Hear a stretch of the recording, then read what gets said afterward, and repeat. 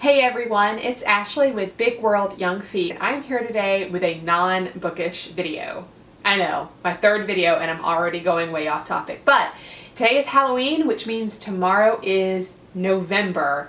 Crazy, I don't know where this year has gone, but this year I am participating in hashtag NoSpend November. That's a thing, sort of, I think, but I'm gonna do it even if it's not a thing. It's a thing that I'm doing, so therefore it is a thing.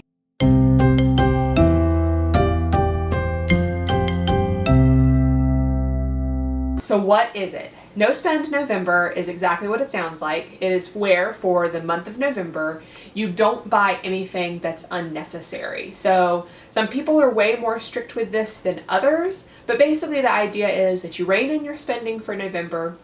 You don't buy anything that's not necessary. You pay your bills, you buy your groceries because those are the things you have to do to survive. But all the extemporaneous stuff you don't buy. You put your money on hold and you let it sit there for the entire month of November. So why would you do this? Why would you voluntarily not spend any of your money that you work so hard to earn?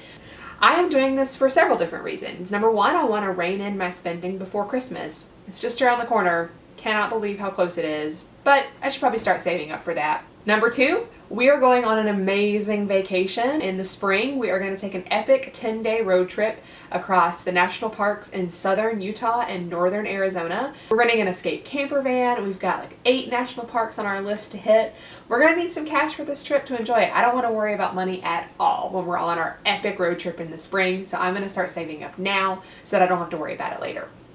I also want to kind of just examine how much money I'm spending. I'm really good at budgeting. We use You Need a Budget or YNAB to manage our finances, and I check it pretty regularly. So I do have an idea of where my money is going, but I feel like taking a hiatus from spending for a full month is going to really force me to reckon with how much I really just fritter away without even really thinking about it. How much Starbucks I buy, how many books I buy that I still haven't read yet.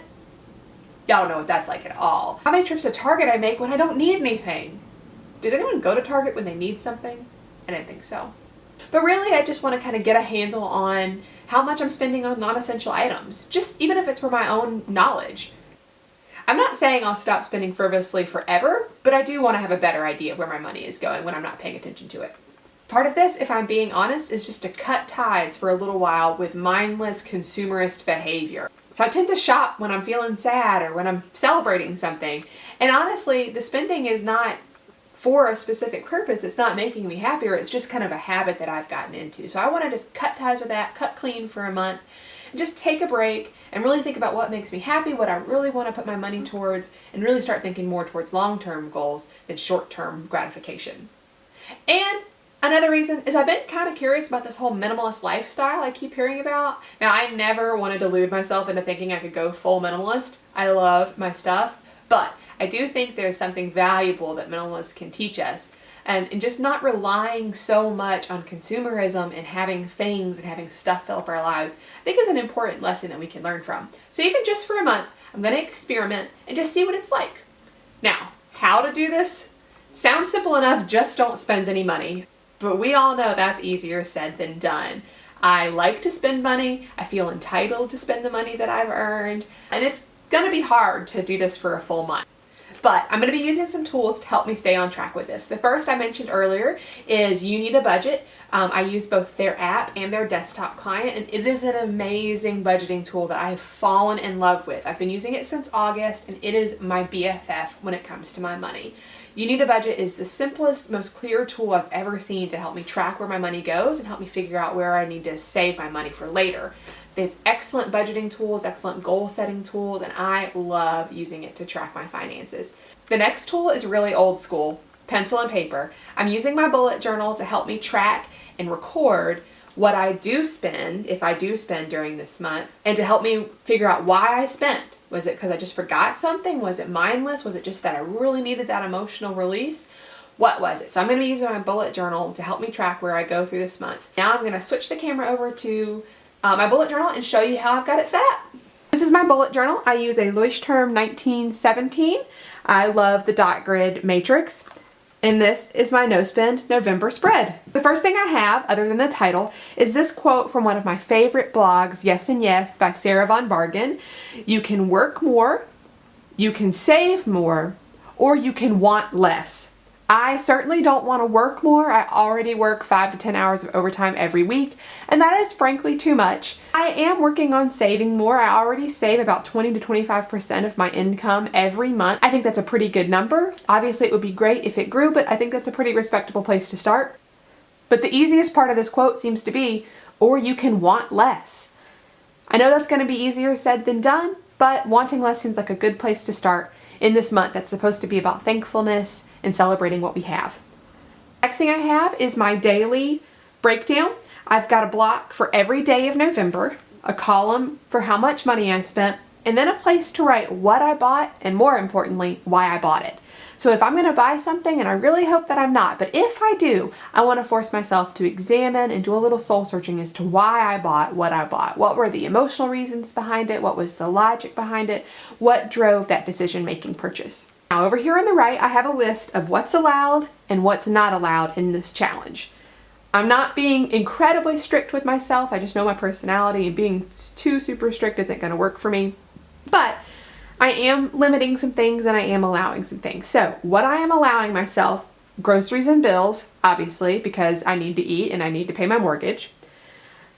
I am allowing myself Murder on the Orient Express tickets because I've already planned that night out with some coworkers and I don't want to bail on that. I've already made those plans, but the tickets are not available to purchase yet. So I'm going to follow through with that commitment. And also I just really, really want to see the movie. Our anniversary, we celebrate our 7th anniversary this Thanksgiving week, so I'm going to allow ourselves to buy each other an anniversary present.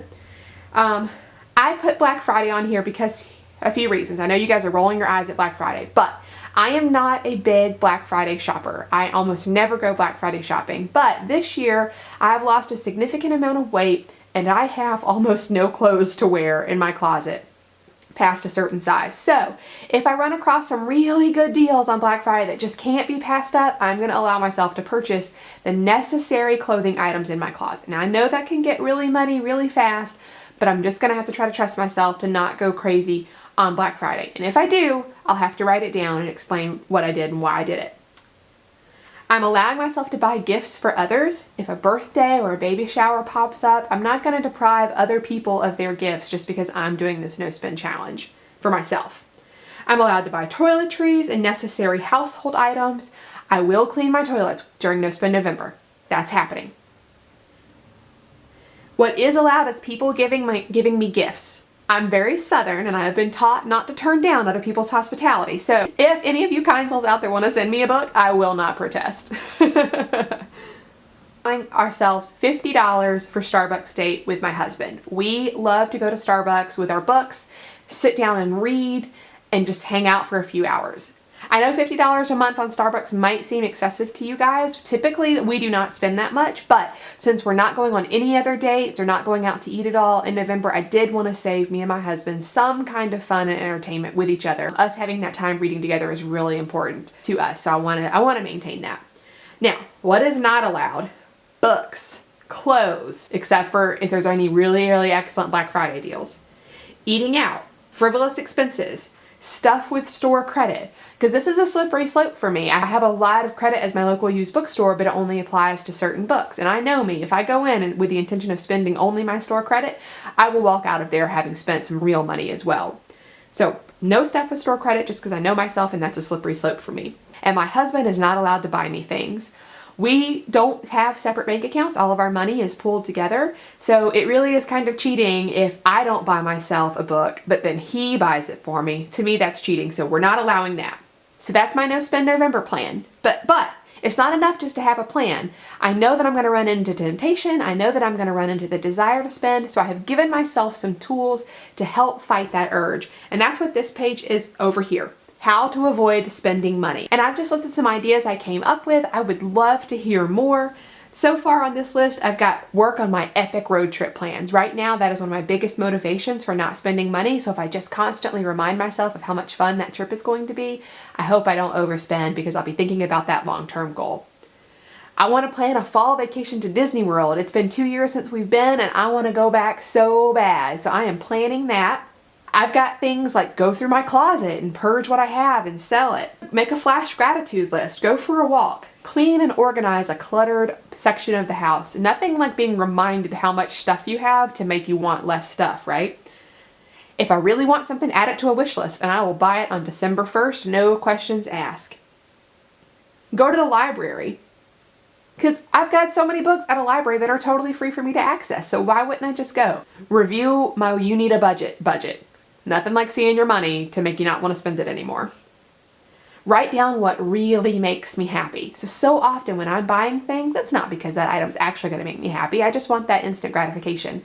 So if I focus on the things that really make me happy, which is things like travel and vacations and saving up to build built-in bookshelves, if I focus on those things, I'm hoping it'll help alleviate that desire to make mindless purchases. So tell me, are you doing NoSpend November? If you were, what would you add to your list of ways to avoid spending money? Tell me some tricks and tips that you guys have experienced. See you next time.